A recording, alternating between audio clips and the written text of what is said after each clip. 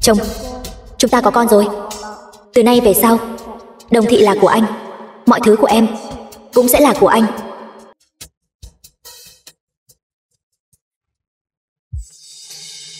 Chồng.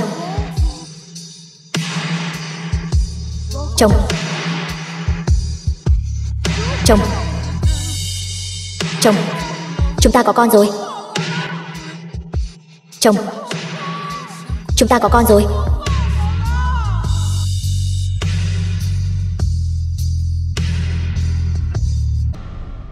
Tổng giám đốc Đặng, chủ tịch. Xin hỏi vợ ngài, Đồng Tuyết, có thật là đã mất mạng rồi sao? Vâng, đúng vậy. Tối qua cô ấy ra ngoài một mình, đến khuya vẫn chưa về. Khi chúng tôi nhìn thấy di thư rồi vội vã chạy đến bờ biển thì cô ấy đã...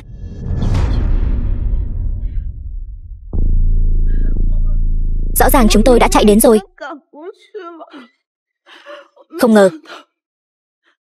ngờ vẫn chậm một bước. Đồng Tuyết đáng thương của tôi còn mất mạng rồi, tôi phải làm sao đây? Tôi biết ăn nói với bố con thế nào đây? Về hậu sự của Đồng Tuyết, ngày mai tôi sẽ đặc biệt tổ chức một buổi họp báo để giải thích cho mọi người. Còn về thi thể của Đồng Tuyết, tôi sẽ huy động tất cả sức mạnh của Đồng Thị để tìm kiếm. Nếu như không tìm thấy cô ấy, tôi sẽ không từ bỏ dù chỉ một ngày. Đi thôi, này chủ tịch, chủ tịch, chủ tịch, chủ tịch, chủ tịch.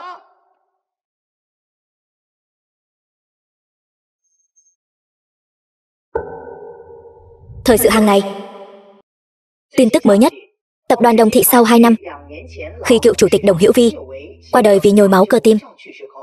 Tối qua, chủ tịch đương nhiệm của tập đoàn Đồng Thị, Đồng Tuyết, cũng đã bỏ mạng bằng cách nhảy xuống do trầm cảm.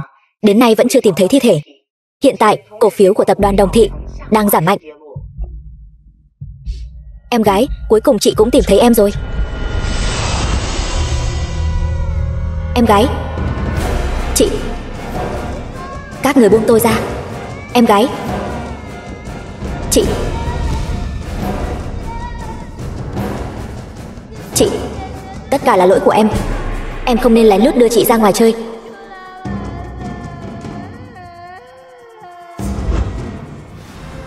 Kiều An An. Bố mẹ em gái. Con đã về rồi. Nhưng tại sao các người lại không còn ở đây nữa? Em gái. Từ khi Hứa Văn gả cho bố và em gả cho Đặng Minh Tu, chỉ trong vài năm ngắn ngủi, bố và em đều lần lượt gặp chuyện. Chị không tin sự ra đi của hai người chỉ là tai nạn.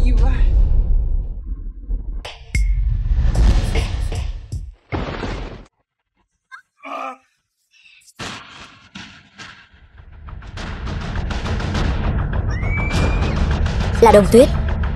Đồng Tuyết đã trở về. Giả thân giả quỷ, ra đây. Cô ta về tìm chúng ta báo thù rồi.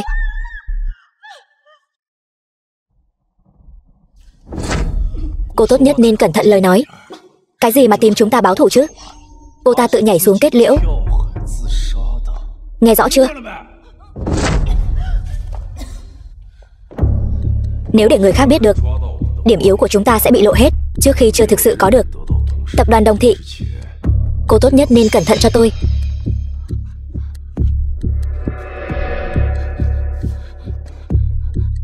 Minh Tu, tôi sai rồi.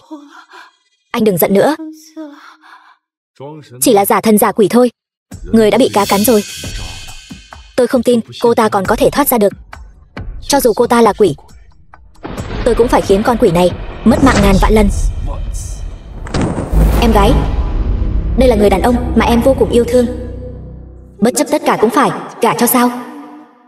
Em gái, em đang ở đâu? Đang ở đâu vậy?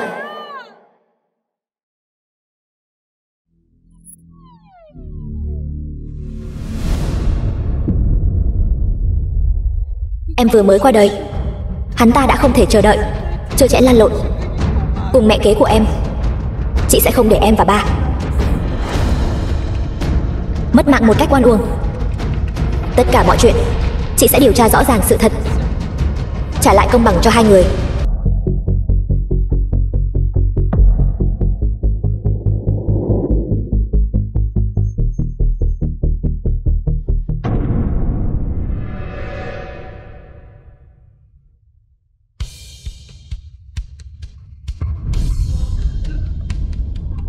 Có ma. Cô ta là ma đó. Đây không phải Đồng Tuyết sao? Không phải nói cô ấy đã nhảy xuống tự kết liễu rồi sao? Chuyện này là sao vậy? Cô là ai? Chồng, em là Đồng Tuyết đây mà. Anh không nhận ra em sao? Mẹ kế, sao thế? Dì cũng không nhận ra con sao? Cô đừng qua đây, cô đừng tìm tôi. Không phải tôi hại cô, không phải tôi. Rốt cuộc cô là ai? Chồng, em là Đồng Tuyết. Sao anh lại không tin chứ? Ngày hôm đó, khi chúng tôi đến bờ biển, Đồng Tuyết đã tự kết liễu rồi. Cô chỉ dựa vào việc có một khuôn mặt giống cô ấy mà nói với tôi rằng cô là Đồng Tuyết sao? Chồng, anh chắc chắn rằng em đã nhảy xuống tự kết liễu đến vậy? Anh đã thấy rồi sao?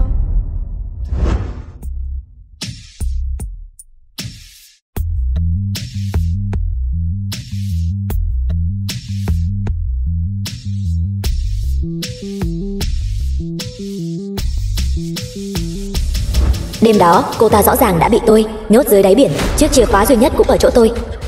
Cô ta tuyệt đối không thể thoát ra khỏi lồng được. Người trước mắt này không thể là Đồng Tuyết. Cô không phải Đồng Tuyết. Bức thư tuyệt mạnh Đồng Tuyết để lại, chúng tôi đã giám định rồi. Đó chính là chữ viết của cô ấy. Hơn nữa, trên bờ biển còn có giày của cô ấy. Sao cô có thể là Đồng Tuyết được? Chỉ dựa vào một bức thư tuyệt mạnh và một chiếc giày trên bờ biển, anh đã chắc chắn đến vậy rằng em đã nhảy xuống tự kết liễu sao? Chẳng lẽ là các người nói dối? Ngày hôm đó, chính các người đã nhìn tôi nhảy xuống, hay là các người đã ép tôi nhảy xuống? Cô đang nói linh tinh gì vậy? Rốt cuộc cô là ai? Cô muốn làm gì? Chồng, em là Đồng Tuyết đây mà. Sao thế, em còn sống? Anh có vẻ không vui vậy. Hay là anh muốn em mất mạng?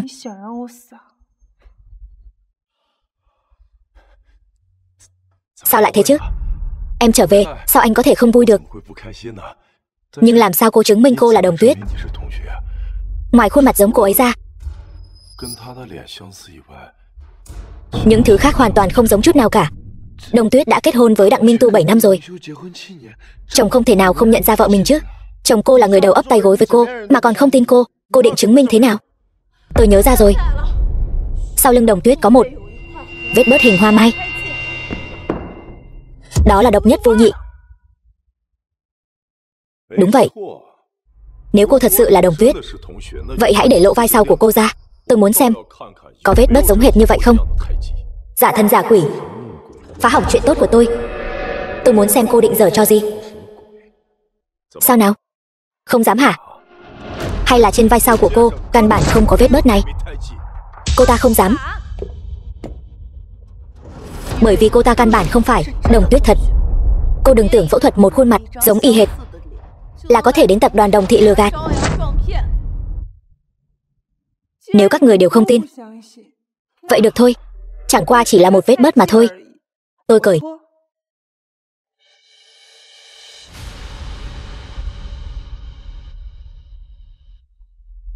Nhưng với tư cách là chủ tịch tập đoàn Đồng Thị, tại sao tôi phải chứng minh bản thân trước mặt mọi người? Chỉ vì các người không tin mà tôi không phải là Đồng Tuyết sao? Cô dám mạo danh chủ tịch tập đoàn Đồng Thị.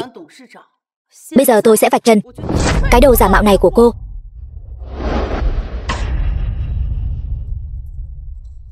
Quả nhiên là giả.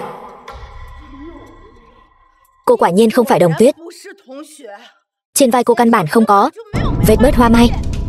Cô còn gì để nói nữa không? Chẳng lẽ cô muốn nói vết bớt này đã biến mất không dấu vết trong 2 ngày nay sao? Cô nghĩ tôi sẽ tin sao?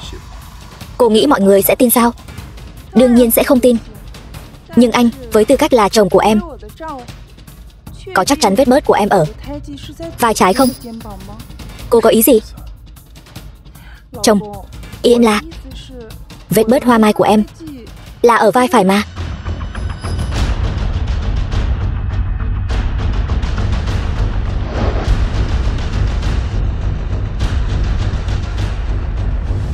Sao có thể chứ? Cô thật sự là Đồng Tuyết sao? Chẳng lẽ cô ta thật sự là Đồng Tuyết? Cô ta đã thoát ra từ đáy biển sao? Với tư cách là người chồng yêu em sâu sắc, đã chung chăn gối 7 năm, anh ngay cả vết bớt của em ở bên trái hay bên phải cũng không nhớ rõ sao? Chồng, anh thật sự yêu em sao? Sao có thể chứ?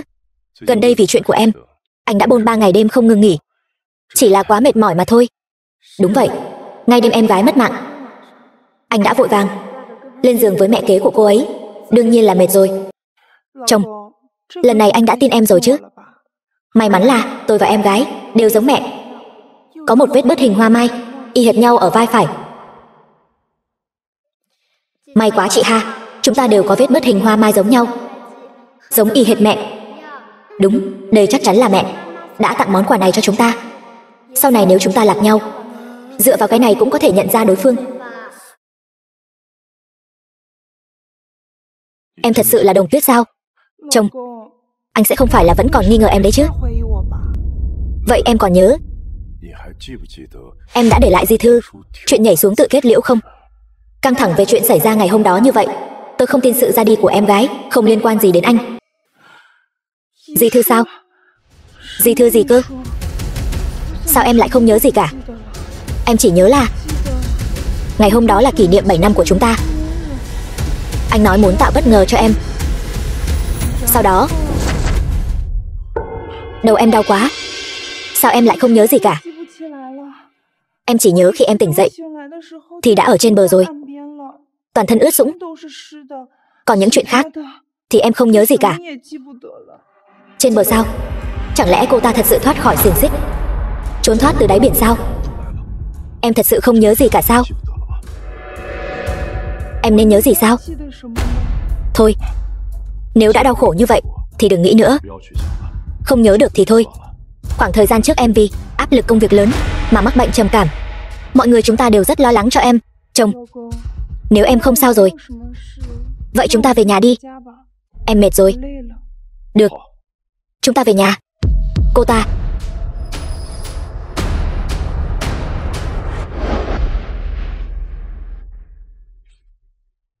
đừng vui mừng sớm như vậy chứ. Cho dù cô là thật thì cũng chỉ là lấy mạng cô thêm một lần nữa mà thôi. Hãy cười nhiều vào lúc này đi. Tôi sẽ điều tra rõ sự thật, tự tay đưa anh vào tù. Em gái, họ đối xử với em như vậy đó. Em vừa mới mất mạng, họ đã vứt đồ của em như vứt xác vậy. Bà Vương, tiểu thư, tiểu thư, cuối cùng cô cũng về rồi. Tôi cứ nghĩ sẽ không bao giờ gặp lại cô nữa chứ. Cô ra ngoài trước đi, tôi không cần người hầu hạ. Vậy được, cô nghỉ ngơi cho tốt nhé. Tôi đi trước đây.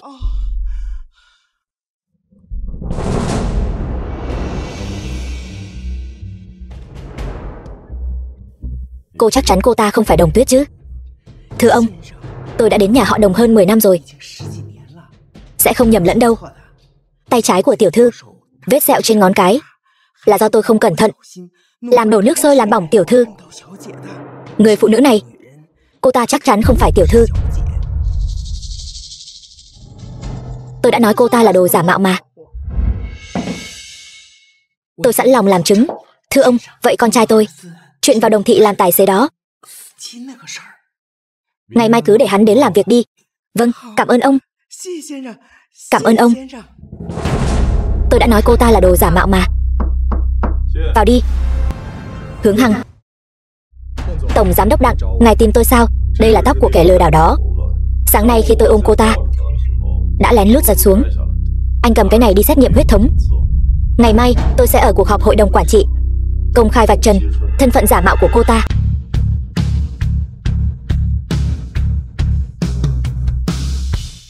Này, những người không phận sự không được vào trong. Người không phận sự sao? Đồng Tuyết, cô đã lâu không đến công ty rồi. Bảo vệ đã thay mới một lượt, họ không nhận ra cô. Rất bình thường. Em gái tôi vừa mới mất 2 ngày mà các người đã thay đổi an ninh và nhân sự. Thật đúng là cẩn thận quá mức.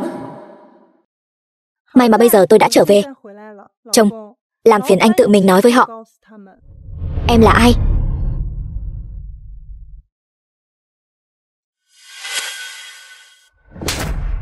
Chủ tịch đương nhiệm của Đồng Thị. Cũng là người mà các người có thể ngăn cản sao? Chủ tịch sao? Ngay cả bà chủ cũng không nhận ra. Thay người đi.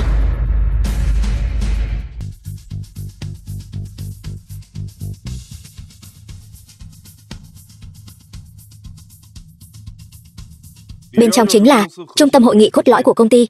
Để đảm bảo an toàn cho công ty, Đồng Thị đã trang bị hệ thống kiểm tra hàng đầu thế giới. Đối chiếu vân tay thành công mới có thể vào. Đối chiếu vân tay thành công sao? Tôi cũng phải làm hả? Vâng, đây là quy tắc do em tự mình đặt ra mà, ai cũng không thể vi phạm đâu. Chỉ là vân tay thôi mà, đưa tay ấn một cái là xong chứ gì. Chẳng lẽ cô là đồ giả mạo? Biết thân phận của mình sắp bị bại lộ nên sợ rồi sao? Đúng vậy đó, một cái quét vân tay thôi mà. Sao lại do dự như vậy? Không lẽ là giả thật sao? Tất cả im miệng. Vợ tôi biết rõ.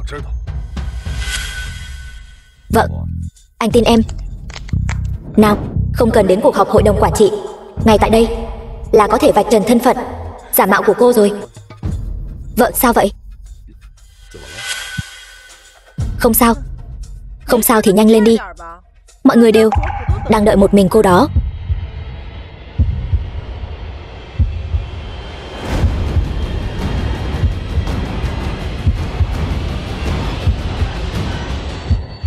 Hay là... Vâng, còn chờ gì nữa chứ? Mọi người đều sốt ruột rồi. Hay là để anh giúp em? Chồng, đợi đã. Bây giờ hối hận rồi sao? Muộn rồi.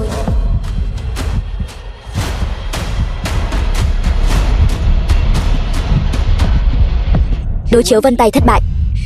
Xin hãy xác minh lại. Đối chiếu vân tay thất bại. Xin hãy xác minh lại.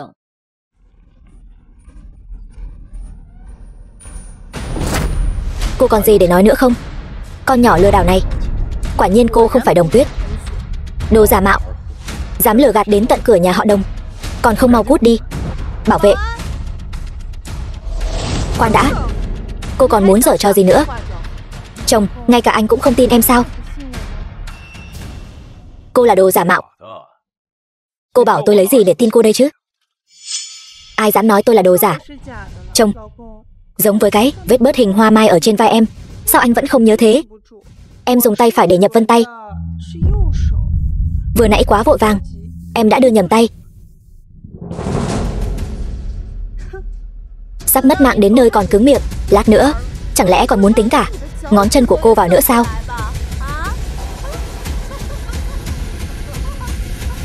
Được rồi, tôi cho cô cơ hội cuối cùng.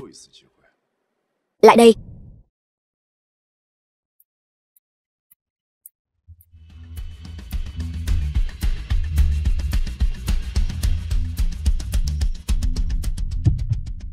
Đối chiếu vân tay thành công, mời vào.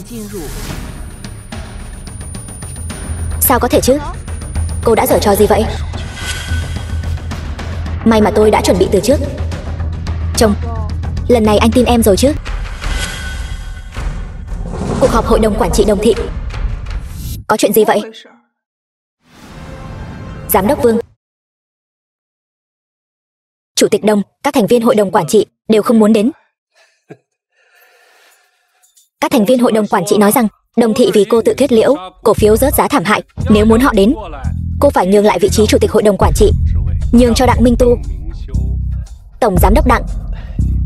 Thế cục đã định, lòng người hướng về Đồng Tuyết. Chi bằng cô cứ nhân cơ hội này nhường lại vị trí chủ tịch hội đồng quản trị, về nhà nghỉ ngơi thật tốt đi. Bằng không cứ tiếp tục rằng có thế này, e rằng Đồng Thị sẽ vì cô mà phá sản. Đồng Tuyết dù sao đi nữa, hiện tại chẳng phải vẫn là chủ tịch hội đồng quản trị của Đồng Thị sao? Các người đối xử thờ ơ với cô ấy như vậy, chính là đối xử thờ ơ với tôi. Hướng Hằng, bây giờ hãy bảo tất cả các thành viên hội đồng quản trị lập tức quay lại họp. Vâng, tổng giám đốc Đặng, tôi sẽ đi làm ngay. Muốn gạt tôi ra rìa sao? Cô thật sự nghĩ rằng 7 năm nay tôi nhẫn nhịn là để làm con rùa rụt cổ cho cái nhà họ Đồng của các người sao? Các thành viên hội đồng quản trị sớm đã là người của tôi rồi, không cần phiền phức nữa. Anh cứ nhân danh tôi, nói với tất cả các thành viên hội đồng quản trị, nếu trong vòng 20 phút họ không đến được phòng họp, tôi sẽ chính thức với tư cách chủ tịch hội đồng quản trị của tập đoàn Đồng Thị khai trừ họ khỏi tập đoàn Đồng Thị. Từ nay về sau, họ chỉ có quyền chia cổ phần, không có quyền quản lý. Khai trừ sao? Cô chưa đủ tư cách đâu. Nhân viên nhỏ bé dám chống đối chủ tịch hội đồng quản trị. Nếu anh không phục như vậy, vậy thì bắt đầu từ việc sa thải anh trước đi. Cô dám hả? Tôi đường đường là chủ tịch tập đoàn Đồng Thị. Ngay cả việc sa thải một kẻ không biết trời cao đất dày như nhân viên này cũng không có tư cách sao? Cô biết tôi là ai không? Tôi là cháu trai của Tổng Giám đốc Vương. Cháu ruột đấy. Vậy thì càng phải sa thải. Tôi xem ai dám.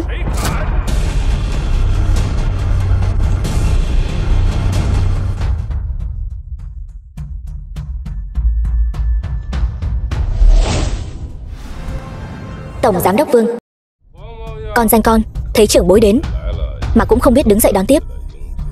Lúc cha cô còn sống, không dạy cô quy tắc đàng hoàng sao? Ngoài đời, ngài là trưởng bối.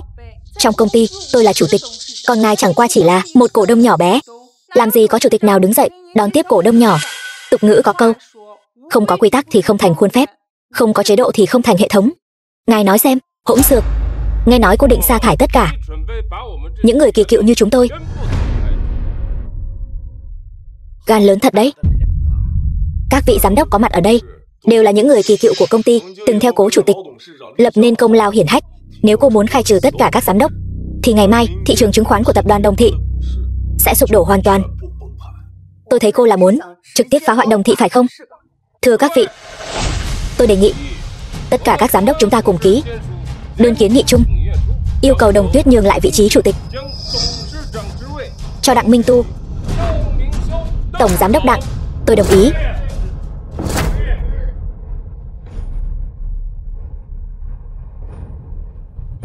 Điều kiện để ép tôi nhường vị trí là các vị phải có quyền đó đã.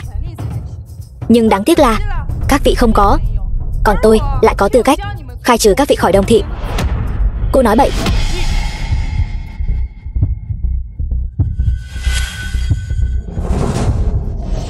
Đây là di chúc mà cha đã lập ra lúc còn sống. Trong đó có một điều là nếu công ty có giám đốc nào ép tôi thoái vị thì tôi có quyền vô điều kiện khai trừ người đó khỏi Đồng Thị.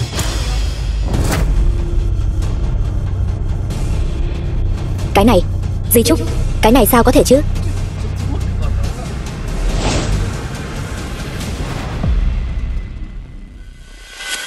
Cho dù di chúc này là thật, nhưng trước khi di chúc có hiệu lực, cô phải là Đồng Tuyết thật đã. Rất tiếc, cô không phải. Đúng vậy, mấy lần trước để cô may mắn thoát được. Lần này chúng tôi có bằng chứng xác đáng, chứng minh cô căn bản không phải là Đồng Tuyết. Các người có bằng chứng gì chứng minh?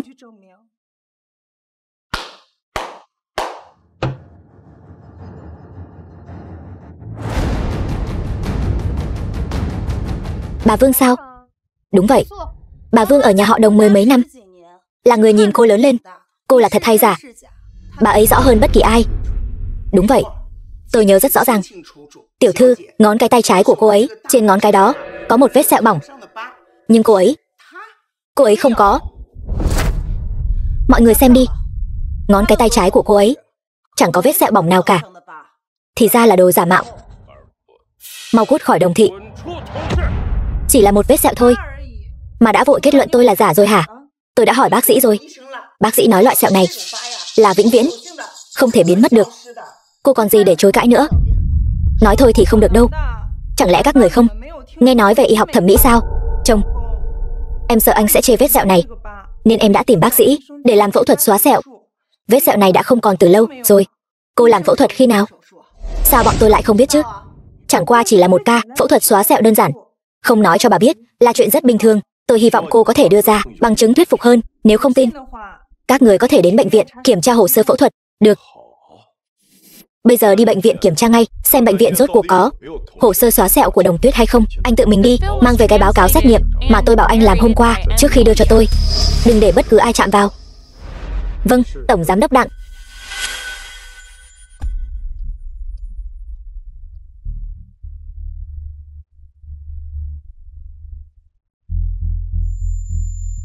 Tôi sống sót trở về. Chẳng qua là tôi đã nhìn rõ một vài chuyện. Thế mà các người lại lầm tưởng tôi là Đồng Tuyết giả. Tôi đã tự chứng minh nhiều lần như vậy rồi, các người đều không tin. Linh hồn của ba ở trên trời, e rằng khó mà an nghỉ được rồi. Muốn tự chứng minh sao? Tôi lại có một cách. Chắc hẳn mọi người đều biết, trước khi cố chủ tịch qua đời, đã giao cho Đồng Tuyết một miếng ngọc bội quan trọng. Từ khi Đồng Tuyết có được miếng ngọc bội này, cô ấy chưa từng để rời thân. Nếu cô thật sự là Đồng Tuyết, thì hãy lấy miếng ngọc bội ra đi, để tự chứng minh thân phận. Đúng vậy. Lấy ngọc bội ra đi. Lấy ra đi. Lấy ra đi. Dấu vân tay, vết sẹo có thể dùng thủ đoạn. Cái này tôi xem cô giải thích thế nào. Có lấy ra được không? Lục soát là biết ngay.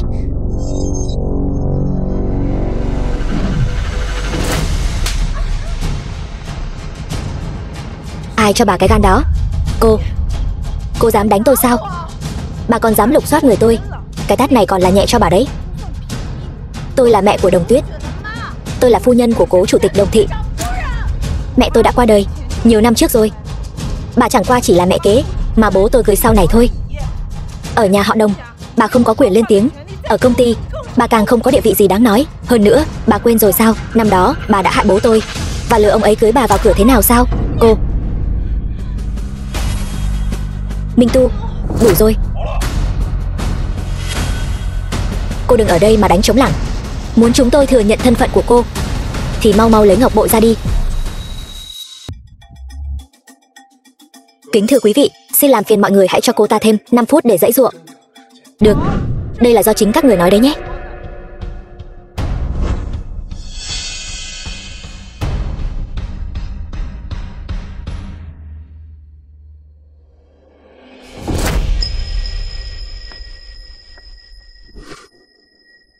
Giờ thì có thể chứng minh tôi là Đồng Tuyết thật rồi chứ? Đặng Minh Tu, anh e rằng ngay cả ngọc bội này nguồn gốc cũng không biết phải không? Đây là của mẹ. Khi mẹ kết hôn với bố năm xưa, đã mang theo. Đồng Hữu Vi, bây giờ thì bố giao nó cho các con. Đeo nó vào, cứ như bố mẹ luôn ở bên cạnh vậy.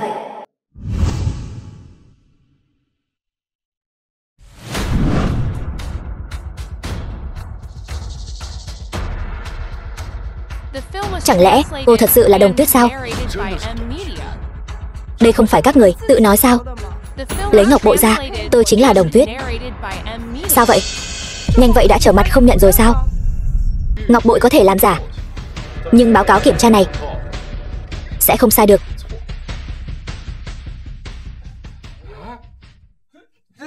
Cô ấy thật sự là... Làm sao có thể chứ?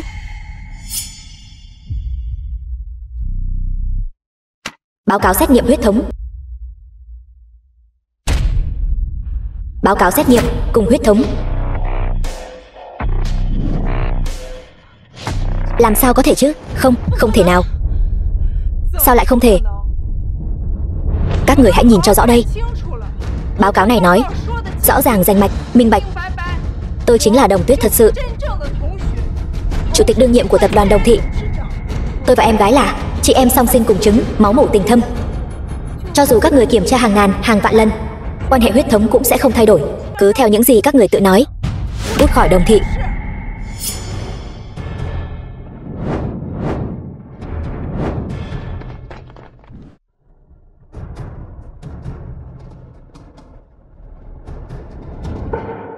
Chủ tịch Đồng, tôi sai rồi. Không nên dễ dàng tin lời nói bậy. Xin cô hãy cho tôi thêm một cơ hội nữa. Đúng vậy, cô là người rộng lượng. Xin hãy tha thứ cho tôi lần này. Chủ tịch, xin hãy tha cho chúng tôi. Này Đồng Tuyết, ta đã nhìn con lớn lên đấy. Khi con còn nhỏ, ta còn từng bế con nữa cơ. Ta cũng là bị kẻ xấu mê hoặc, nên mới nghĩ con là giả thôi. Thương trường như chiến trường, đạo kinh doanh cũng là đạo làm người. Một lần bất trung, cả đời không dùng. Người phản bội tôi sẽ không giữ lại bên mình. Tất cả đứng dậy và cút đi.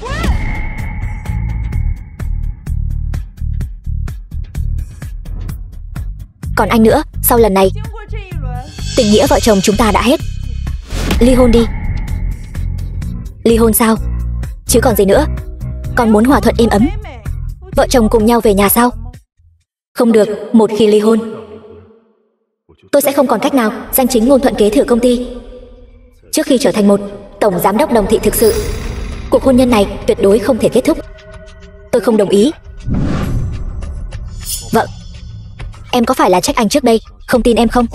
Anh làm vậy là vì quá yêu em. Anh sợ kẻ xấu chiếm đoạt tập đoàn Đồng Thị. Bây giờ anh biết rồi, em là Đồng Tuyết thật sự. Sao anh nỡ lòng nào ly hôn với em chứ?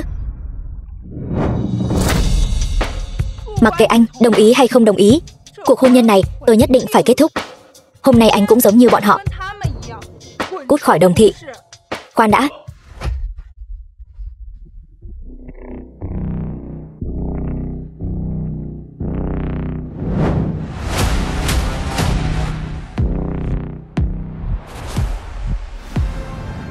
Chú lão. Chú Chu. Con còn biết gọi ta là chú Chu sao? Năm đó là chú và cha tôi cùng nhau khởi nghiệp, xây dựng nên cơ nghiệp Đồng Thị. Công lao của chú không thể phủ nhận. Chỉ là sau khi chú về hưu, không phải đã ra nước ngoài tịnh dưỡng rồi sao? Nếu không trở về nữa, cái cơ nghiệp này do cha con gây dựng của Đồng Thị sẽ bị con phá sạch. Chú Chu, lời này của chú là có ý gì? Ý gì sao? Ta nghe nói con muốn khai trừ tất cả các thành viên hội đồng quản trị có mặt ở đây sao? Là bọn họ ra tay trước, nghi ngờ thân phận của con, ép con thoái vị. Cũng là bọn họ tự mình đặt ra giao kèo cá cược, còn con chẳng qua chỉ là thực hiện lời hứa mà thôi. Chu lão,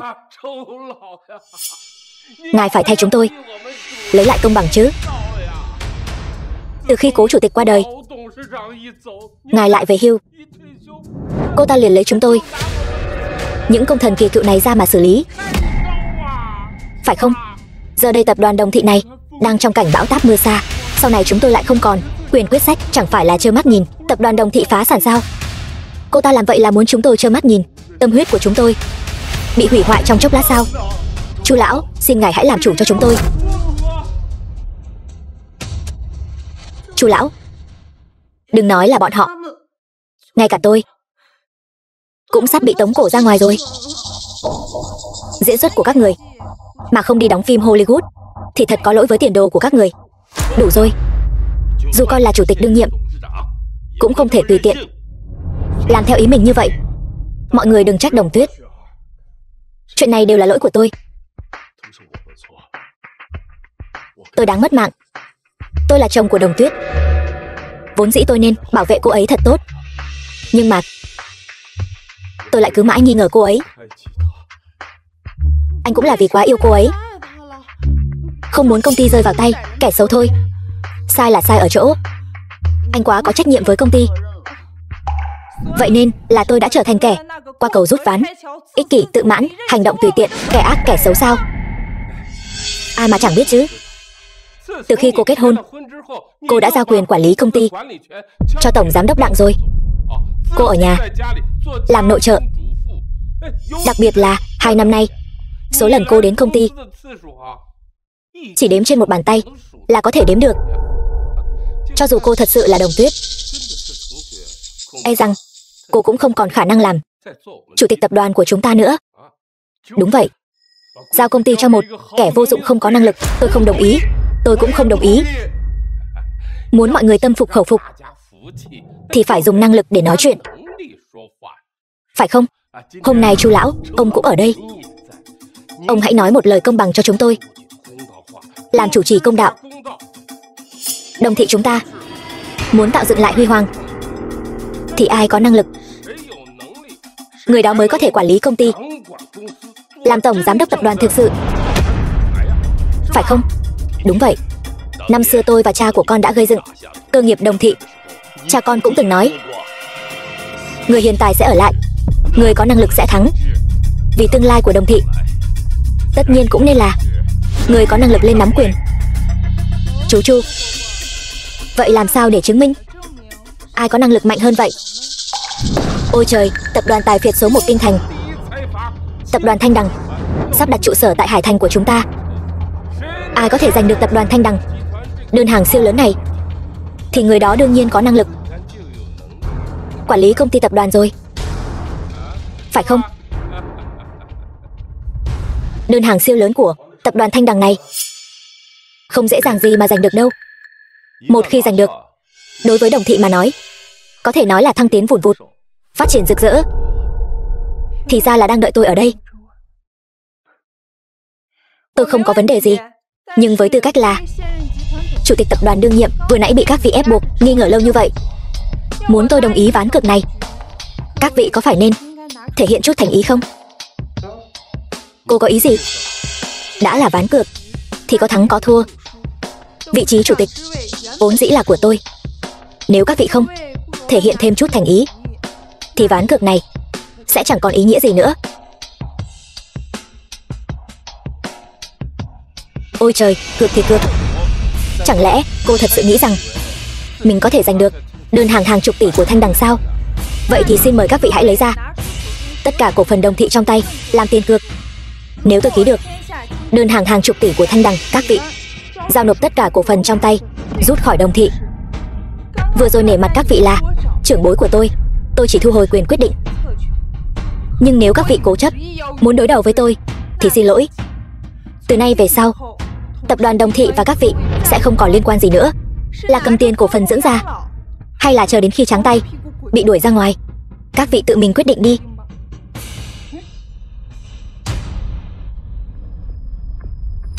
Lập văn bản sao? Cô có ý gì vậy? Thỏa thuận cá cược, nói xuông không có bằng chứng, giấy trắng mực đen, điều khoản rõ ràng, để tránh như vừa rồi quay lưng là không nhận nữa, đúng không? Cũng may tôi đã sớm chuẩn bị rồi, chính là để đề phòng trường hợp xấu nhất.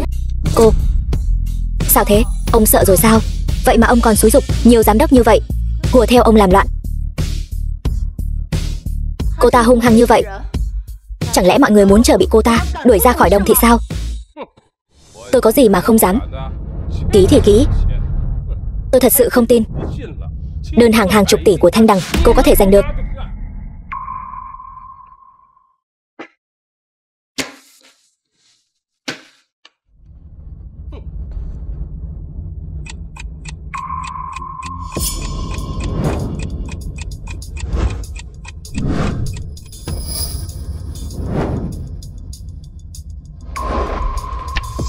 Xin lỗi, tôi quên mất. Chồng, anh ở Đồng Thị không có cổ phần mà. Đợi tôi ký được đơn hàng chục tỷ của Thanh Đằng và thừa kế Đồng Thị xong, tôi sẽ cười thật lớn nhìn cô quỳ xuống cầu xin tôi. Các vị, thật trùng hợp, tôi và người phụ trách đơn hàng chục tỷ của tập đoàn Thanh Đằng có duyên nợ sâu sắc. Trước đây vì tập đoàn Đồng Thị, tôi đã riêng tư trao đổi với anh ấy rất nhiều lần. Anh ấy cũng có ý tiết lộ giao đơn hàng 10 tỷ này cho Đồng Thị. Hôm nay tôi tình cờ hẹn anh ấy đến công ty để đàm phán. Nếu không có gì bất ngờ, hôm nay có thể ký hợp đồng.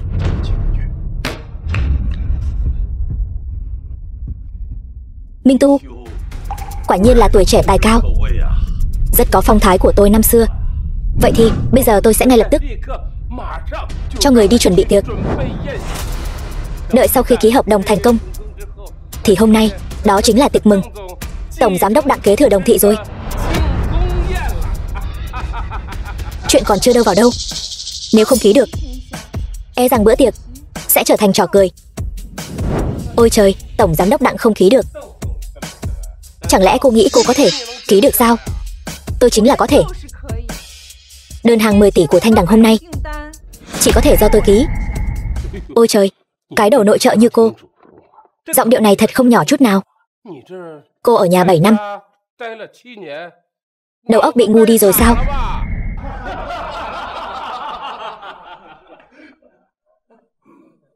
Tôi có thể nói như vậy là vì tôi có tài sản này. Cô có cái quái gì mà tài sản? Người phụ nữ ngu dốt như cô, Đồng Thị nếu không có cô sẽ càng thêm huy hoàng, đúng không? Cô thật sự không biết tự lượng sức mình. Cô sẽ không phải là vẫn còn đang mơ chưa tỉnh đó chứ? Vậy thì xem là ai đang mơ đây?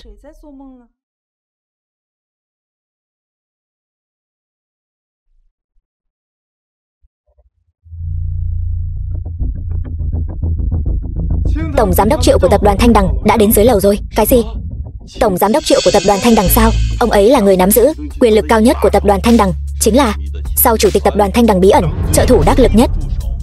Một nhân vật lớn như vậy lại đích thân đến Đồng Thị chúng ta. Ôi trời, không ngờ Tổng Giám đốc Đặng tuổi còn trẻ mà đã có thể quen biết Tổng Giám đốc Triệu của tập đoàn Thanh Đằng. Thật sự là tuổi trẻ tài cao. Tuổi trẻ tài cao đó, từ nay về sau, cả Hải Thành và thậm chí cả thế giới, e rằng Tổng Giám đốc Đặng và Đồng Thị đều có chỗ đứng. Mối quan hệ giữa tôi và Tổng Giám đốc Triệu của Thanh Đằng không hề tầm thường. Nói khoác mà còn không cần chuẩn bị trước. E rằng anh còn chưa từng thấy Tổng Giám đốc Triệu trông như thế nào đúng không? Ôi trời, này, cô vẫn nên lo lắng cho chính mình đi. Sau tối nay, cô sẽ phải cuốn gói đi rồi, đúng không nào? Tổng Giám đốc Triệu tập đoàn Thanh Đằng đã đến.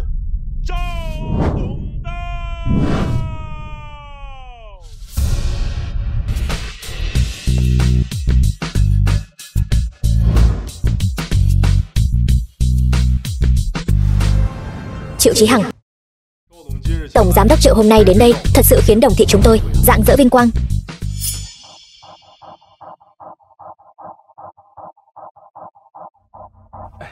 Tổng Giám đốc Triệu, mời ngài ngồi. Tổng Giám đốc Triệu, hôm nay ngài đến đây là để ký kết với Đồng Thị chúng tôi đơn hàng 10 tỷ phải không? Đúng vậy, đơn hàng 10 tỷ của Thanh Đằng đã được quyết định, sẽ giao cho Đồng Thị.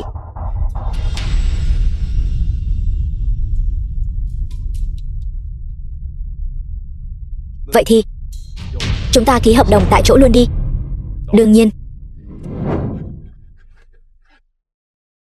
Vô lễ. Này, Tổng Giám đốc Triệu, vị này là của Đồng Thị chúng tôi, Phó Tổng Giám đốc Đặng Minh Tu. Tổng Giám đốc Đặng, anh ấy đại diện cho Đồng Thị chúng tôi ký hợp đồng với ngài, hợp tình hợp lý. Rất hợp tình hợp lý chứ.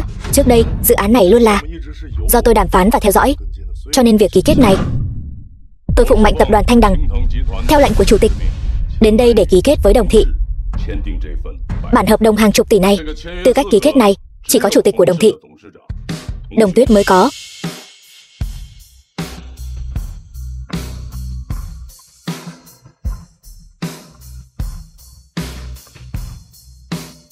Tại sao? Bởi vì chỉ có tôi mới có thể ký đơn hàng này. Này, Tổng Giám đốc Triệu, năng lực của chủ tịch chúng tôi còn không bằng 1/10 của Phó Tổng Giám đốc chúng tôi. Nếu ngài ký hợp đồng với cô ta, tôi e rằng đến lúc đó ngài sẽ mất trắng đấy. Ngài vẫn nên cẩn trọng hơn. Cẩn trọng một chút đi. Đều là làm việc cho người khác, tôi chỉ nghe lệnh của chủ tịch tập đoàn Thanh Đằng.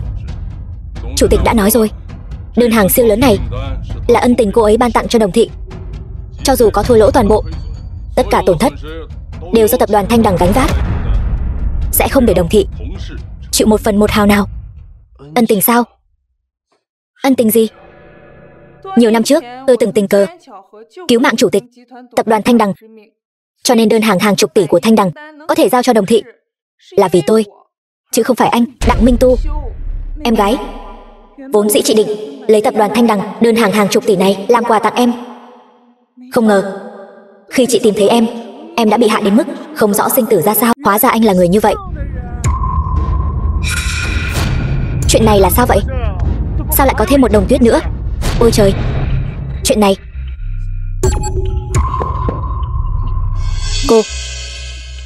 Cô là người hay là ma? Minh Tu, trong mắt anh, tiền thật sự quan trọng hơn em sao? Cô thật sự là Đồng Tuyết sao?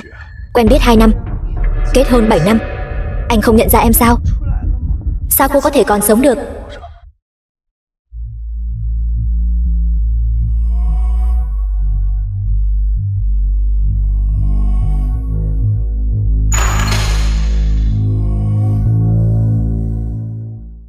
Cô thật sự là Đồng Tuyết sao?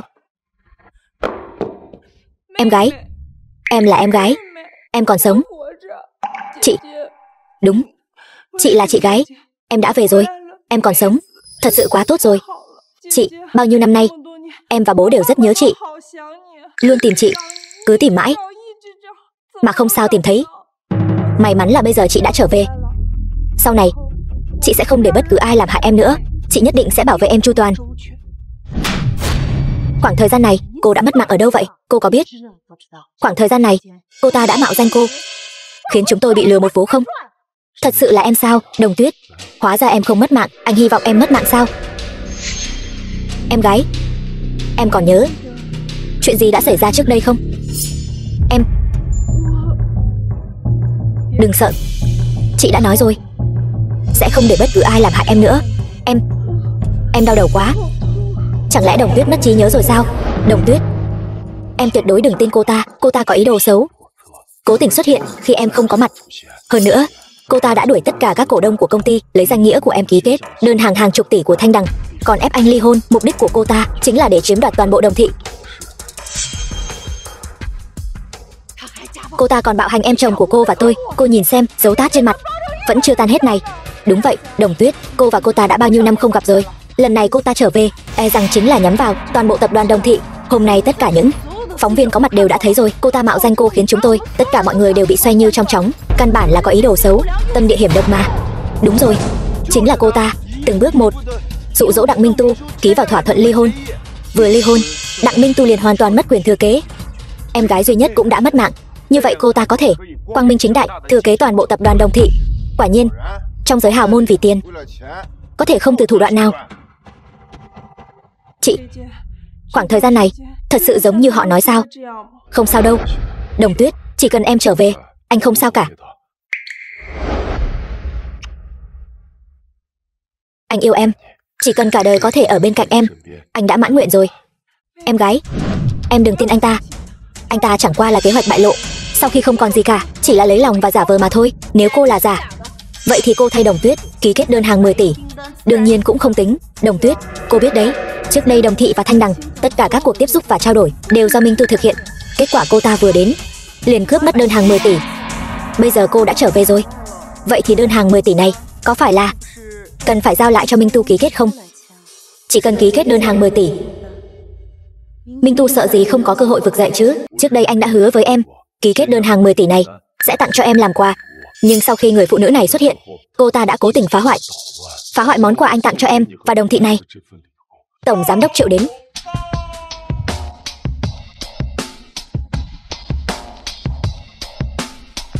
Vị này chính là tổng giám đốc Triệu của tập đoàn Thanh Đằng. Tổng giám đốc Triệu, bây giờ Đồng Tuyết thật sự đã trở về rồi, chúng ta có thể ký lại hợp đồng không? Cho dù là ký lại hợp đồng thì cũng phải do em gái tôi là Đồng Tuyết ký. Hơn nữa phải thêm một điều khoản, Đặng Minh Tu vĩnh viễn không được dưới bất kỳ hình thức nào thừa kế Đồng thị. Cô mạnh miệng thật đấy. Cô nghĩ cô là ai chứ? Còn vọng tưởng thao túng người của tập đoàn Thanh Đằng. Triệu Chí Hằng, vậy xin mời ông nói cho tất cả mọi người biết lời tôi nói rốt cuộc có tính hay không? Tổng giám đốc Triệu, loại người giả thần giả quỷ, lấy danh nghĩa tập đoàn Thanh Đằng đi lừa đảo như thế này thì nên bị đánh mất mạng ngay tại chỗ. Đồ đàn bà thối tha, dám đối đầu với tôi, cô cũng xứng sao? Ý của cô ấy cũng chính là ý của tôi. Ông nói gì? Thế nào, nghe rõ chưa? Tổng giám đốc Triệu, sao ông lại cung kính với cô ta như vậy? Chắc chắn hai người các người đang cấu kết với nhau, cùng nhau mượn danh tập đoàn Thanh Đằng để hù dọa người khác. Ở đây ai cũng biết chủ tịch tập đoàn Thanh Đằng là người phi phàm. Những người từng gặp cô ấy cũng chỉ đếm trên đầu ngón tay. Cô chắc chắn là có điểm yếu của tổng giám đốc Triệu trong tay. Ông ấy mới ở đây diễn kịch cùng cô, đúng không? Chẳng lẽ nói cô là tình nhân của tổng giám đốc Triệu sao? Nếu còn dám nói bậy thì sẽ không chỉ là một cái tát đơn giản như vậy nữa đâu. Các người đừng đoán nữa. Mối quan hệ giữa tôi và chủ tịch tập đoàn Thanh Đằng là điều mà các người nằm mơ cũng không dám nghĩ tới. Có bản lĩnh thì các người hãy mời chủ tịch của tập đoàn Thanh Đằng đến đây để cô ấy đích thân làm chứng cho các người. Nếu không, sự sỉ nhục mà tôi phải chịu hôm nay nhất định phải nói cho cô ấy biết, để cô ấy giúp tôi đòi lại công bằng. Cô chắc chắn muốn mời chủ tịch của tập đoàn Thanh Đằng ra mặt sao? E rằng các người không mời được đâu. Được, nhưng cô đừng hối hận. Chủ tịch tập đoàn Thanh Đằng, xin mời cô. Sao có thể chứ? Cô là chủ tịch tập đoàn Thanh Đằng sao? Chị... Đúng vậy, tôi chính là chủ tịch tập đoàn Thanh Đằng, Kiều An An. Không thể nào. Chắc chắn là hai kẻ gian phu dâm phụ các người đang diễn kịch ở đây, còn vọng tưởng qua mặt được mọi người. Hỗn xược, thân phận của chủ tịch tập đoàn Thanh Đằng cao quý biết bao. Không đến lượt cô ở đây mà bình phẩm, ai cũng biết Thân phận của chủ tịch tập đoàn Thanh Đằng có trọng lượng đến mức nào, trừ khi tôi thực sự không muốn sống nữa mới dám giữa ban ngày ban mặt mạo danh cô ấy. Chị thật sự là chủ tịch tập đoàn Thanh Đằng sao? Đúng vậy, đơn hàng hàng chục tỷ này vốn dĩ cũng là món quà mà chị muốn tặng cho em, vì vậy đơn hàng này nhất định phải do em ký. Đặng Minh Tu có ý đồ bất chính, tâm địa độc ác, hắn không xứng thay em ký hợp đồng, càng không xứng làm chồng của em. Hôn sự hôm nay, nhà họ Đồng chúng tôi nhất định sẽ hủy bỏ. Đồng Tuyết, em đừng nghe cô ta nói bậy. Anh có yêu em hay không, chính em là người rõ nhất. Người phụ nữ này xuất hiện chỉ muốn chia rẽ mối quan hệ giữa chúng ta. Cô ta mới là kẻ có ý đồ bất chính. Cô ta là có mưu đồ khác. Anh nói tôi có ý đồ bất chính sao? Là trưởng nữ nhà họ Đồng, tôi sở hữu một nửa quyền thừa kế của Đồng thị. Huống chi tôi còn nắm giữ toàn bộ tập đoàn Thanh Đằng, tài sản hàng năm vượt trăm tỷ. Anh nói tôi hao tâm tổn trí là có ý đồ khác sao? Tôi có thể mưu đồ gì ở anh? Chẳng lẽ là mưu đồ sự nghèo khó của anh? Không phải nói là đã mất mạng rồi sao? Sao lại quay về rồi? Đúng vậy, mất mạng sao không đi luôn đi? Hại anh hai mấy ngày nay không ngủ ngon. Về rồi thì làm việc đi. 2 ngày nay cô không có ở đây, cầu thang cũng không ai lau, bẩn quá đi mất. Từng chút một dùng tay lau. Nếu có một chút bụi thì cô xong đời. Đủ rồi, cái gia đình này đúng là giỏi diễn kịch. Trước mặt một đằng, sau lưng một nẻo. Tiểu thư nhà họ Đồng yêu hắn ta sâu đậm đến thế. Theo tôi thấy, một tiểu thư khuê các như Đồng Tuyết, kiểu đàn ông nào mà không tìm được, cứ nhất định phải tìm một kẻ lòng lang dạ sói. Em gái, lần này em tin chị rồi chứ? Đồng Tuyết, chuyện này là anh đã không để ý đến em. Sau này anh nhất định sẽ yêu em, bảo vệ em. Em cũng yêu anh mà, đúng không? Em đã từng nói sẽ yêu anh trọn đời trọn kiếp đấy. Nếu đã như vậy thì tại sao anh còn muốn hại em? Cái gì? Anh hại em cái gì chứ? Không biết sao? Vậy để tôi nhắc cho anh. Ngày 25 tháng 4, kỷ niệm 7 năm của chúng ta, vào đêm kỷ niệm ngày cưới, anh đã lừa tôi ra biển, dẫn tôi lặn xuống biển, cuối cùng nhốt tôi vào chiếc lồng, ngắm cảnh dưới đáy biển, muốn dìm tôi mất mạng. Em không mất trí nhớ sao? Tôi cứ nghĩ anh ít nhất cũng sẽ có một chút hối cải, ít nhất cũng sẽ có một chút hổ thẹn, thì tôi có thể cho anh một cơ hội tha thứ cho anh. Thế nhưng anh khiến tôi quá thất vọng rồi. Không phải đâu. Em gái, hắn ta chính là một tên súc sinh không có bất kỳ tình cảm nào, lạnh lùng, ích kỷ, giả dối. Thì làm sao có thể hối cải và hổ thẹn được chứ? Chúng ta ly hôn đi. Em muốn ly hôn với anh sao? Không ly hôn, chẳng lẽ còn muốn tiếp tục mặc kệ anh chà đạp lên cuộc đời cô ấy sao? Đặng Minh Tu, con đường vào tù này là do anh tự mình chọn. Anh tiêu đời rồi.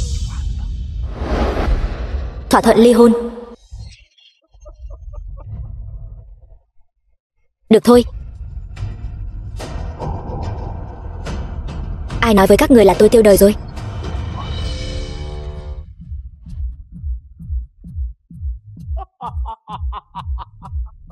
Kẻ tiêu đời là các người, chứ không phải tôi. Lên.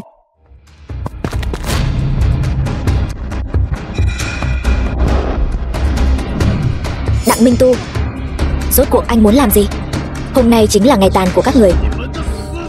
Chẳng lẽ muốn lấy mạng người để bịt đầu mối sao? Đúng vậy. Thế nào? Nơi này đã bị người của tôi bao vây kín mít rồi. Chỉ cần lấy mạng các người, sau đó phóng một trận hỏa hoạn lớn, bịt miệng tất cả mọi người. Sau khi ra ngoài, tôi sẽ là người thừa kế duy nhất của tập đoàn Đồng thị. Toàn bộ Đồng thị, bao gồm cả tập đoàn Thanh Đằng của cô, đều là của tôi. Tổng giám đốc Đặng, chuyện này không liên quan gì đến chúng tôi cả. Anh không thể làm hại người vô tội được. Vậy thì câm miệng lại cho tôi. Chuyện ngày hôm nay không được phép nói ra một chữ nào. Một lũ ngu ngốc. Đợi tôi xử lý xong 2 chị em nhà họ Đồng này, tôi sẽ xử lý các người. Chị đừng sợ, bọn họ sẽ không làm hại chúng ta đâu. Mất mạng đến nơi rồi mà còn dám nói khoác sao? Vậy thì theo chị gái tốt của cô mà đi theo cái lão già đoàn mạnh kia đi. Lên.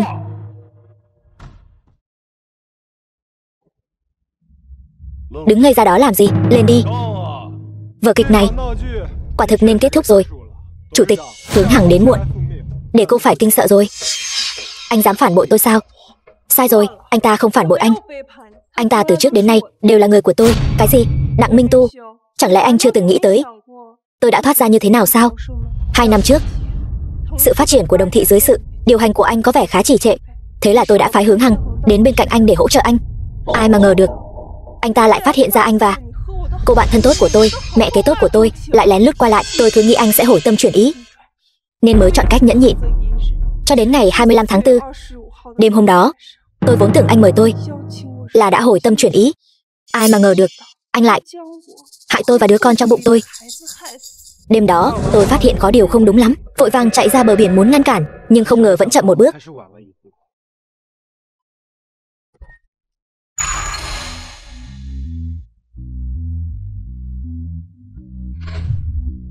Chủ tịch Đồng, tỉnh lại đi Chủ tịch Đồng.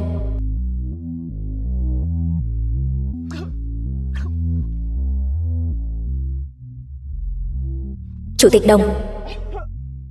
May mà chủ tịch mạng lớn cuối cùng vẫn được tôi cứu lên. Thì ra đều là do các người giở trò sau lưng.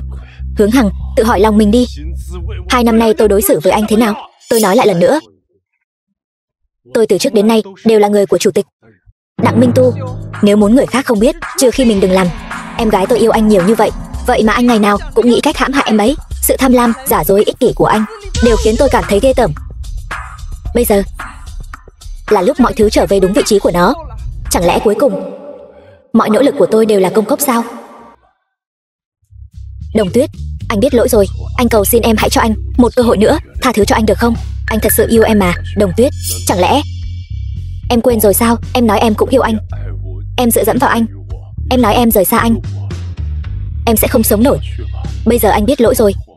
Trước đây anh chỉ là bị ma xui quỷ ám, nên mới làm ra những chuyện không bằng cầm thú như vậy. Anh cầu xin em tha thứ cho anh. Anh là người trưởng thành rồi, làm sai thì là làm sai. Hơn nữa anh còn hại con của chúng ta.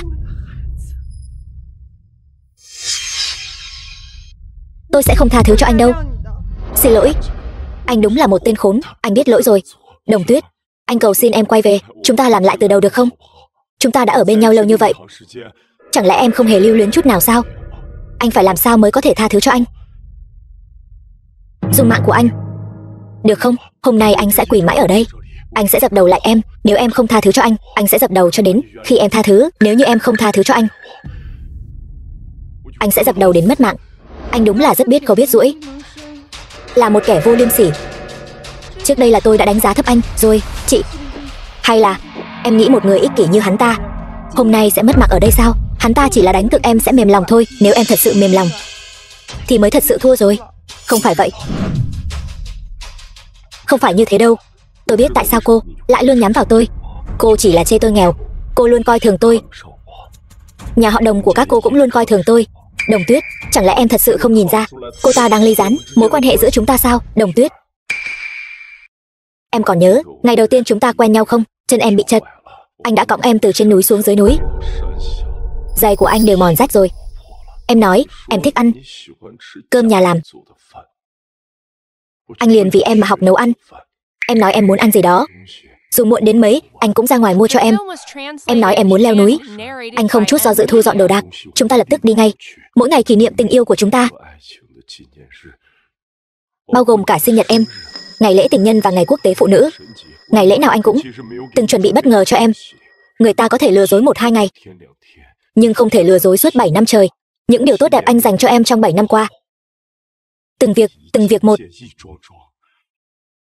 chẳng lẽ em đều quên hết rồi sao? Anh thật sự biết mình đã sai rồi. Anh cầu xin em hãy cho anh thêm một cơ hội nữa. Anh nguyện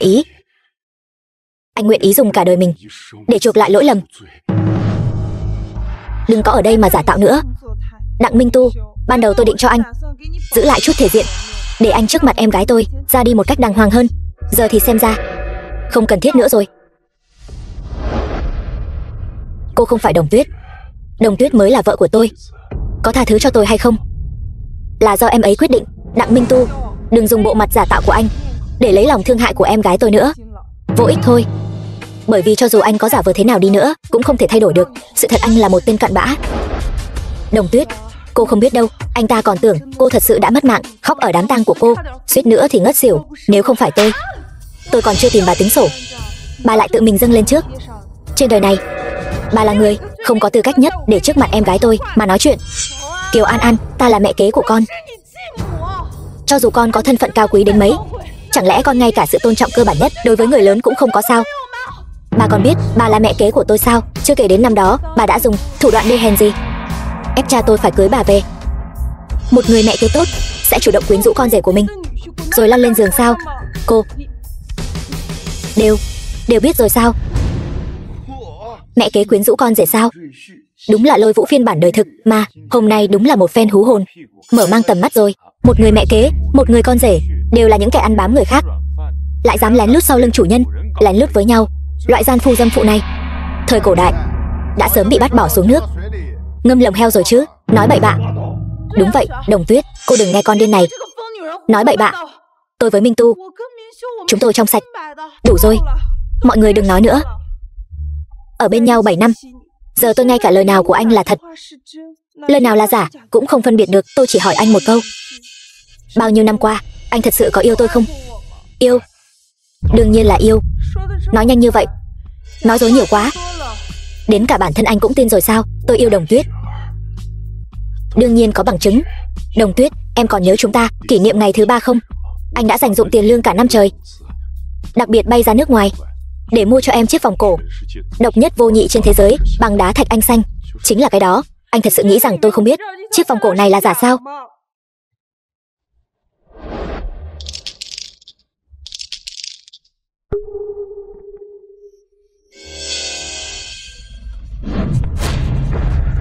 Minh Tu, em thấy ở chỗ Đồng Tuyết cũng có một chiếc vòng đá thạch anh xanh y hệt. Sao có thể như vậy? Cái anh tặng em này không lẽ là đồ giả sao? Đồ giả đương nhiên là ở chỗ Đồng Tuyết, trong tay người phụ nữ ngốc nghếch đó. Còn về cái thật, chỉ có em mới xứng đáng. Ghét quá đi, còn có chuyện đáng ghét hơn nữa cơ. Đồng Tuyết, cô dám tìm người chụp lén tôi sao? Muốn người không biết, trừ khi mình đừng làm. Đặng Minh Tu, anh thật sự khiến tôi cảm thấy ghê tởm. Đồng Tuyết, em nghe anh giải thích đã. Vậy còn căn nhà đó thì sao? Em nói em muốn có một gia đình nhỏ của riêng mình. Anh đã tiêu hết tất cả tiền tiết kiệm của mình. Anh đã mua một căn hộ để tặng em. Hơn nữa, anh còn lên kế hoạch làm một phòng trẻ sơ sinh. Căn nhà đó thật sự là của anh sao? Hợp đồng mua bán nhà đất. Căn nhà đó là anh đã lợi dụng danh nghĩa của tập đoàn Đồng Thị, ép buộc chủ nhà cho thuê với giá thấp cho anh. Ngay cả cái gọi là giấy chứng nhận quyền sở hữu nhà đất cũng chỉ là tìm người làm giấy tờ giả mà thôi. Đặng Minh Tu, anh cái tên đàn ông tồi tệ đầy dẫy lời nói dối này, bây giờ còn gì để nói nữa không? Còn đứng ngây ra đó làm gì? Người đâu? Tống hắn vào tù. Khoan đã, anh nhớ ra rồi. Còn một lần nữa, lễ thất tịch. Em nói em muốn đi leo núi, anh đã bỏ hết mọi công việc trong tay, anh đã đi cùng em. Chuyện này chắc sẽ không có gì sai sót chứ? Leo núi sao? Đặng Minh Tu, nếu không phải tôi đã sớm có sự chuẩn bị, e rằng ngày leo núi đó tôi đã mất mạng rồi. Ngày mai đã chuẩn bị xong hết chưa? Yên tâm đi, đã sắp xếp xong hết rồi. Ngày mai tôi sẽ đưa cô ta đi leo núi, giả vờ chụp ảnh cho cô ta, sau đó đẩy cô ta xuống vách núi. Vách núi cao như vậy, trượt chân ngã xuống chắc sẽ không có vấn đề gì. Bên ngoài các người là vợ chồng ân ái, ai có thể nghĩ được là anh đã đẩy cô ta xuống đó chứ? Kẻ nào ngăn cản tôi kế thừa Đồng Thị đều phải mất mạng. Chồng, em thế này có đẹp không? Đợi một chút, anh giúp em điều chỉnh lại vị trí một chút nữa nhé.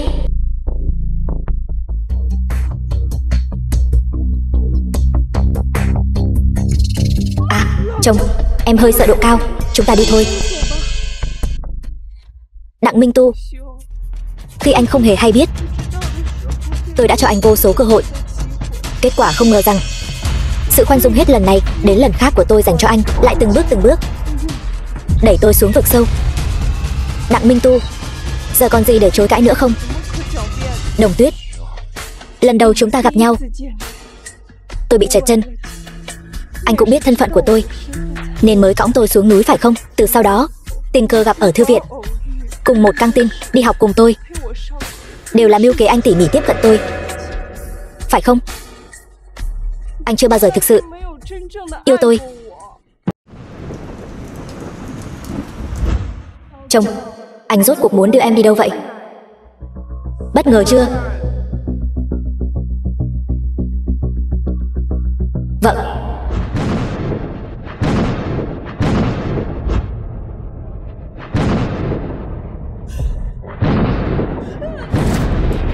Đồng Tuyết, đừng kêu lên nữa, là anh đây. Đồng Tuyết, em đừng chạy, anh có chuyện muốn nói với em. Nửa đêm nửa hôm, anh vào phòng tôi làm gì? Đồng Tuyết, anh yêu em, anh biết em vẫn còn yêu anh, đúng không? Nếu như anh biết em đã mang thai con của chúng ta, anh tuyệt đối sẽ không làm hại em. Bây giờ nói gì cũng vô ích rồi. Tôi đã cho anh rất nhiều cơ hội rồi. Chị nói đúng, không đưa anh vào tù đã là sự nhân từ lớn nhất rồi. Đồng Tuyết, em vẫn chưa hết giận sao? Làm gì đấy? Đồng Tuyết, em đừng sợ, anh không làm hại em đâu. Anh chỉ muốn em tha thứ cho anh. Hôm nay em không nỡ làm hại anh. Được. Vậy anh sẽ trả lại cho em. Anh điên rồi, chúng ta đã ly hôn rồi. Ly hôn rồi chúng ta vẫn có thể tái hôn mà, anh có thể đợi em mà. 1 năm, 2 năm, thậm chí 10 năm. Chúng ta lại ở bên nhau. Làm lại từ đầu được không? Không quay lại được nữa rồi, mãi mãi không quay lại được nữa rồi. Anh đi đi, nếu không tôi sẽ gọi người đấy. Đồng Tuyết, em không yêu anh nữa phải không? Em vậy mà ngay cả tính mạng của anh cũng không quan tâm nữa rồi. Đồng Tuyết, tình yêu của em rốt cuộc cao quý đến mức nào vậy? Từ khi anh bỏ mặc tôi một mình ở dưới đáy biển, tôi đã không còn là Đồng Tuyết của ngày xưa nữa rồi. Nếu bây giờ anh đi, tôi có thể cho anh một khoản tiền để anh không phải lang thang đầu đường xó chợ.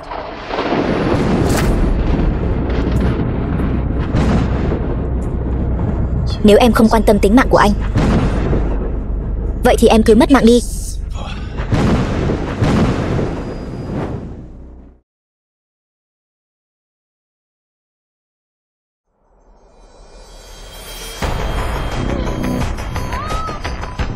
Đồng Tuyết, em tỉnh rồi sao?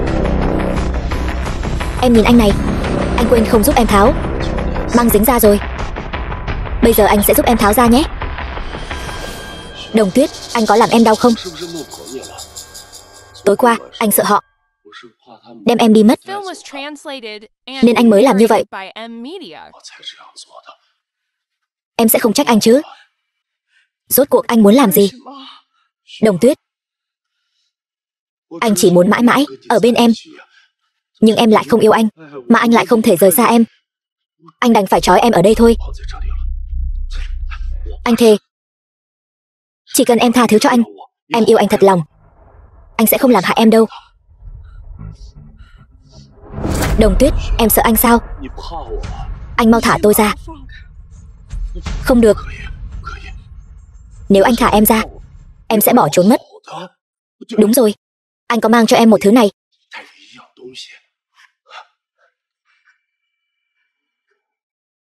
Anh đã chuẩn bị một bộ quần áo cho con của chúng ta.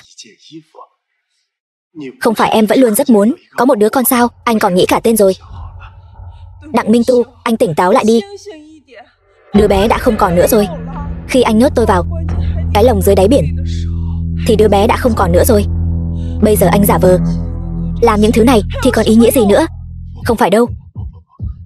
Đứa bé đó không còn nữa. Chúng ta vẫn có thể có thêm mà. Chỉ cần chúng ta yêu thương nhau, chúng ta có thể có rất nhiều con. Em muốn bao nhiêu đứa con cũng được mà.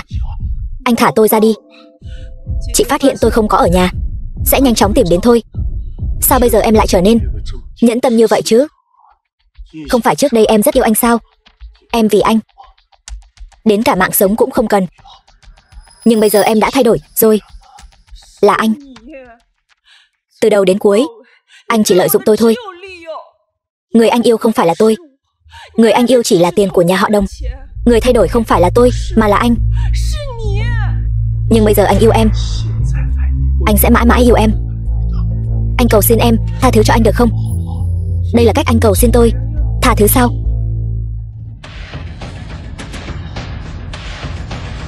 Anh chỉ là vì quá yêu em nên anh mới trói em đến đây mà. Đúng rồi, anh còn mang theo sổ hộ khẩu nữa. Chỉ cần bây giờ em gật đầu, chúng ta sẽ lập tức đến cục dân chính làm thủ tục tái hôn. Em vẫn là Đồng Tuyết mà anh yêu. Anh vẫn là người mà em yêu, Đặng Minh Tu. Chúng ta có thể yêu thương nhau, được không? Anh nghĩ còn có khả năng sao? Đặng Minh Tu, quay đầu là bờ. Đừng cố chấp nữa. Không được. Em không thể không yêu anh. Em nhất định phải yêu anh. Chỉ khi em yêu anh mới có được lợi thế để giành lấy Đồng Thị. Anh mới có thể trở thành người mà ai ai cũng kính trọng, trở thành người đứng trên vạn người. Em nhất định phải yêu anh. Nghe rõ chưa? Đặng Minh Tu, anh buông cô ấy ra. Đứng lại. Chị, hắn ta điên rồi. Chị mau đi đi. Hắn ta có làm em bị thương không? Chị mau đi đi. Chị sẽ không bỏ rơi em đâu. Tiền tôi đã mang đến cho anh rồi. Anh mau thả em gái tôi ra. Các người đúng là tình chị em sâu nặng thật đấy. Hôm nay tôi muốn xem thử tình chị em của các người sâu nặng đến mức nào. Đặng Minh Tu, em gái tôi hết lần này đến lần khác tha thứ cho anh, nhưng anh lại mãi mãi không biết trân trọng, ngược lại còn lợi dụng sự mềm lòng của cô ấy, hết lần này đến lần khác làm tổn thương cô ấy. Tha thứ sao? Mày có biết cái chân này của tao đã bị gãy như thế nào không? Bị người ta phế gãy không thương tiếc đấy. Rõ ràng hôm đó các người đều nhìn thấy, vậy mà vẫn dung túng cho bọn chúng phế gãy chân tao, đè tao xuống đất, đạp như chó vậy. Mày nói cho tao biết đi, cái thứ khốn nạn này gọi là tha thứ hả? Anh muốn bao nhiêu tiền tôi đều có thể cho anh, chỉ cần anh thả Đồng Tuyết ra. Ở đây có 10 triệu. Nếu không đủ, tôi có thể lập tức sai người đi lấy thêm. 10 triệu sao? Cô Đường Đường là chủ tịch tập đoàn Thanh Đằng, tài sản bạc tỷ. Cô lấy 10 triệu ra để bố thí cho kẻ ăn xin hả? Anh muốn bao nhiêu tiền tôi đều có thể cho anh. Tôi muốn toàn bộ Đồng Thị, muốn toàn bộ tập đoàn Thanh Đằng. Không thể nào. Mày im đi, tất cả là tại mày. Nếu không thì Đồng Thị đã sớm là của tao rồi. Mày lẽ ra đã phải mất mạng từ lâu rồi. Tao có năng lực như vậy, tại sao tao lại phải ở trong nhà họ Đồng của các người, là một con chó chỉ biết vẫy đuôi chứ? Hôm nay, một là trả lại tất cả những gì thuộc về tao, hai là tất cả các người đều phải mất mạng cho tao. Sao nào? Không phải nói tình chị em sâu nặng sao? Bảo cô giao ra tập đoàn Thanh Đằng, cô lại không muốn nữa rồi sao? Cái thứ tình chị em thá gì chứ? Người vì tiền mà mất mạng, chim vì mồi mà vong. Không ai là không yêu quyền thế, không ai là không yêu tiền. Ai nói tôi không muốn, tôi đồng ý. Cô nói gì? Tôi nói tôi đồng ý. Chỉ cần anh thả Đồng Tuyết, Đồng Thị có thể cho anh, tập đoàn Thanh Đằng cũng có thể cho anh. Cô sẵn lòng cho tôi tất cả sao? Trong lòng tôi, Đồng Tuyết là quan trọng nhất. Nếu anh không tin, tôi có thể gọi luật sư đến, chúng ta sẽ ký thỏa thuận ngay tại chỗ. Cô đúng là một người phụ nữ xảo quyệt. Tôi sẽ không tin cô đâu. Vậy anh muốn thế nào? Tôi chẳng muốn cái gì cả. Tôi chỉ muốn xem tình chị em của các cô sâu đậm đến mức nào. Trước khi anh đến, tôi đã biết anh muốn gì rồi. Thỏa thuận chuyển nhượng tập đoàn Thanh Đằng tôi đã chuẩn bị sẵn rồi. Bây giờ chỉ cần anh thả Đồng Tuyết ra, chúng ta sẽ ký ngay tại chỗ, tuyệt đối không có bất kỳ mánh khóe nào. Nếu có bản lĩnh, cô ký rồi ném qua đây đi. Chị, đừng mà.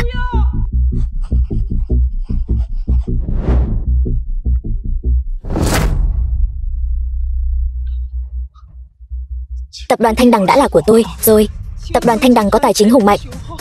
Sau khi anh tiếp quản, Đồng Thị chẳng qua chỉ là vật trong túi của anh thôi. Bây giờ tôi là chủ tịch của tập đoàn Thanh Đằng rồi. Tôi cuối cùng không cần phải nhìn sắc mặt của người khác nữa rồi. Bây giờ có thể thả Đồng Tuyết ra rồi chứ? Cô đúng là ngây thơ thật đấy. Thả các cô ra chẳng phải là tương đương với thả hổ về rừng sao? Anh có ý gì? Ý của Minh Tu đương nhiên là hôm nay các cô đều không thể đi được nữa. Hứa Văn, bà không phải đã bị đuổi khỏi Hải Thành và vĩnh viễn không được quay lại sao?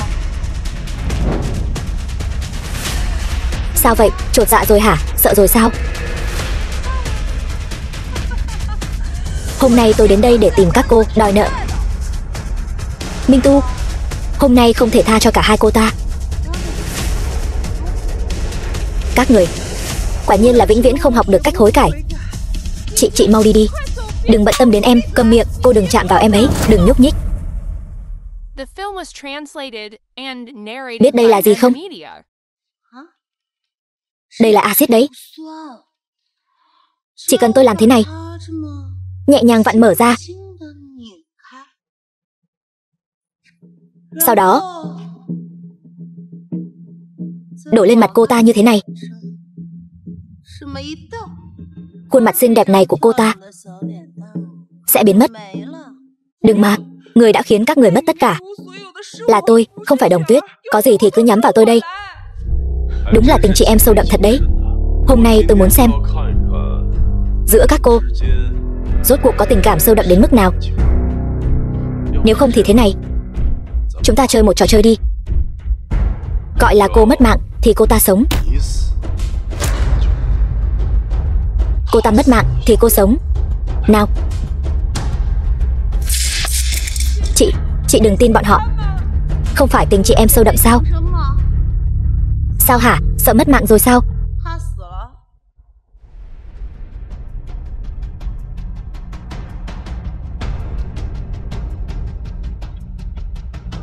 Đừng mà chị, đừng mà.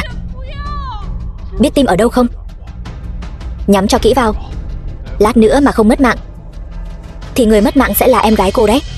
Đây là do chính các người nói. Nếu tôi mất mạng, các người sẽ thả em ấy ra. Vậy thì xem cô có mất mạng hay không đã. Nhanh lên đi. Chị.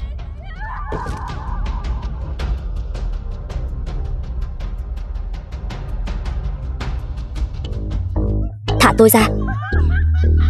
Chị, tất cả là lỗi của em. Là em đã hại chị. Cô sẽ không nghĩ rằng cô ta mất mạng thì cô thật sự có thể sống sót đấy chứ. Điều tôi ghét nhất chính là khuôn mặt trong sáng vô tội này của cô.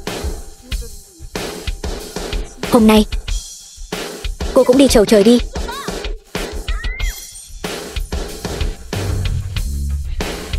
Cô vậy mà vẫn còn sống.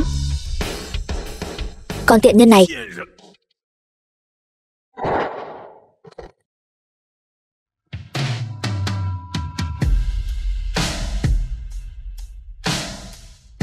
Em có bị thương không?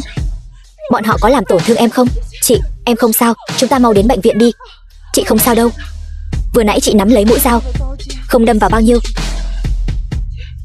Chị không sao, thật là tốt quá. Tất cả là lỗi của em. Đều là em suýt chút nữa hại chị.